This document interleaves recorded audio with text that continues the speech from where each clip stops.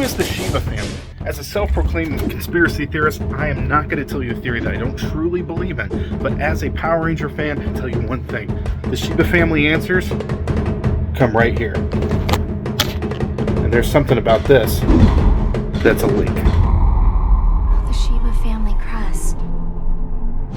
Out of all the characters in Samurai, Mia definitely has the least amount of focus. All we really know is that her cooking is bad and that Mia or Erica Fong is... Are you okay? So why is she the only ranger that we know of with a last name besides the Shibas? And what does that name really mean? We get to meet Mia's brother Terry. Stopping by unannounced, the rangers get called into battle. We'd love to stay, but Go save the world. I'll just hang out with Mentor. He seems cool. we'll be right back. Oh, you're right here. But he doesn't wait at the Shiba house. Master G doesn't seem very happy to see him at all. And of course, we've seen how uninviting Master G really is with Antonio, but why would he be this way towards Terry? Terry's a part of the 5 clans. Terry would have been the Pink Ranger if Mia had gotten sick or passed away. When Mia and Terry reunite, the Rangers learn You could sing? Can I talk to you outside for a minute? scolding Terry for not focusing on a brighter future. We see Mia's motherly side coming out. Or is there a reason that Mia wants their conversation to be in private? Now, I gotta give credit to my buddies over at the Zero to Hero podcast, Jimmy and Billy. They have a theory based off of the book 1984 that the Shiba clan is essentially Big Brother. Overly powerful, making sure they have control of everyone and everything. But let's look at the evidence. The Shiba clan has sensors all over town, black SUVs with tinted windows, and giant properties with no explanation of how they can actually afford them. Not only is your future girlfriend pretty, but she's rich too. People guarding the Tengen Gate, Cody's family, wherever Lauren's been hiding all this time. But the real evidence of the Shiba clan trying to take control goes all the way back 18 generations, where we see the first Red Ranger who becomes the Shogun Warrior. He designed the Black Box, which would essentially give him control and access to all 5 powers of the Samurai Rangers. Although he could never perfect it, the tradition of being in control goes all the way up to the present day, because it's clearly seen in Master G's actions. Now, a lot of the critics bash Master G, saying he makes really bad choices or he was a really bad mentor, but I believe that the choices weren't so much from incompetence, but in the best interests of the Shiba clan's agenda. When Antonio arrives at the Shiba house proclaiming his dedication to helping Jaden, Master G takes the matters into his own hands. Master G tells Jaden to let him handle it. He takes Antonio's morpher. That morpher does not belong to the Shiba clan. The only person that morpher belongs to is Antonio. Someone inventing their own powers could throw off the power dynamic, especially when that person has no loyalty that's been taught from birth to them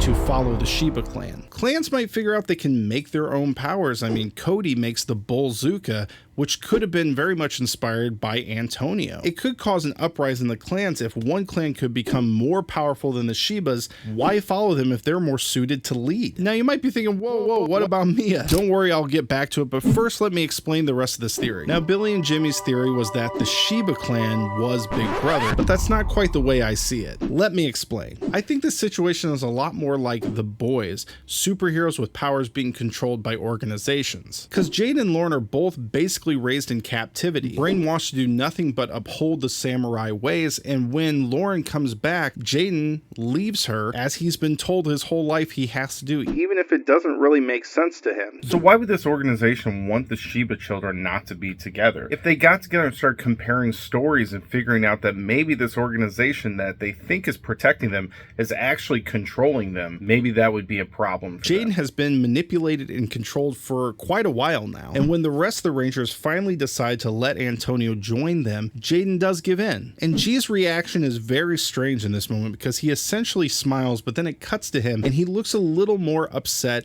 He cuts that smile quickly off, frowns like he's upset. You are the 6th Samurai Ranger.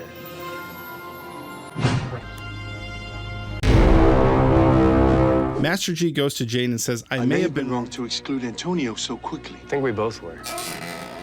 Master G just lets this sort of be the narrative. Yeah, we messed up. It wasn't my decision, when it was completely Master G's decision. I don't know what to do, G.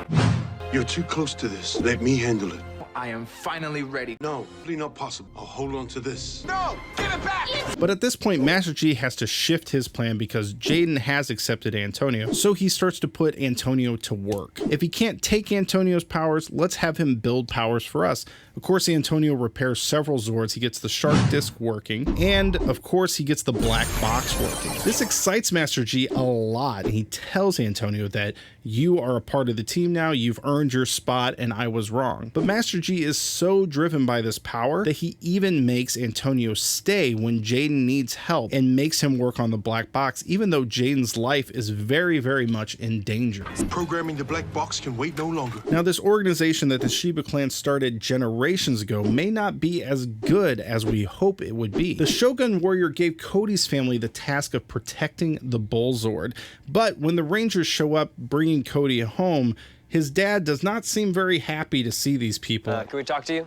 I know who you are. Why are you hiding in back of them, Cody? You put everyone around us at risk. When you first watch this, you think, oh, he's probably talking about the Bull Zord because that's very dangerous if it gets woken up. But when you really start analyzing it, who's at risk here? The Power Rangers aren't going to hurt them. Bull Zord isn't woken up. They're just there to talk. But is the risk that he is talking about the fact that Cody went outside of this organization and that they might get punished for it? Sorry you had to come all this way. You think he would be somewhat excited to see these people that they work for, essentially, but he seems to have more disdain towards them than anything else. Are they really there of their own free will? Do they want to partake in this, or are they essentially being controlled and forced to do this task? But Casey, what about Mia? You gotta get back to Mia. Okay, let's get back to it. Why is Mia so important in this situation? Now, in episode 1, we see the origins of all the Rangers before they come together and unite as a team. Kevin is swimming and training in a big open pool. We see Emily playing her flute out on the farm.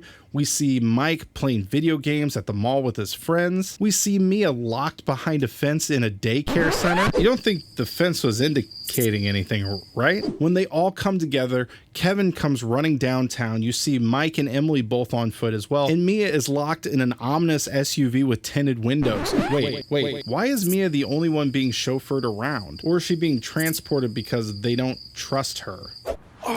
What's not to trust about a Watanabe? I mean, come on. They defeated a notorious evil ninja. Of course, the notorious evil ninja was a Watanabe as well. So... If you're thinking, wait, what are you talking about? Slow down. Power Rangers has seen the Watanabe family before. Most people probably remember Cam Watanabe from Ninja Storm. But coincidentally enough, Cam was not a Ninja Ranger. He was a Green Samurai Ranger. Now, I know this is the spot where a lot of people want to jump into the comments. Just remember, this is a conspiracy channel. Cam is a very talented fighter, and so is Mia. Cam also has musical talents. He plays guitar just like Mia's brother, Terry. Mia possesses the Sky Power.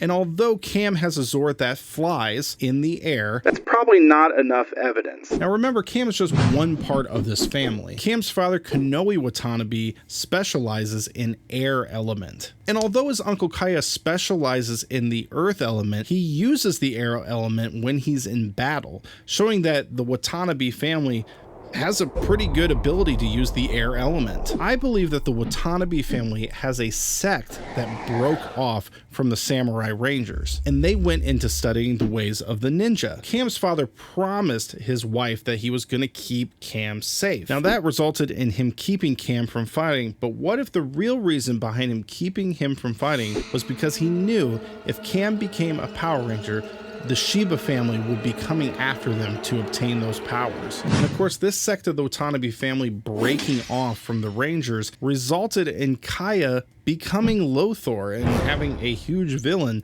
that is a Watanabe. This could very well be the reason for Master G's dislike of Terry and the awkwardness he has with Mia. I personally think that the two Watanabe families in these seasons could be one and the same, but then I saw this episode where the Rangers go to the Tengen Gate. And they took their training seriously. They certainly did.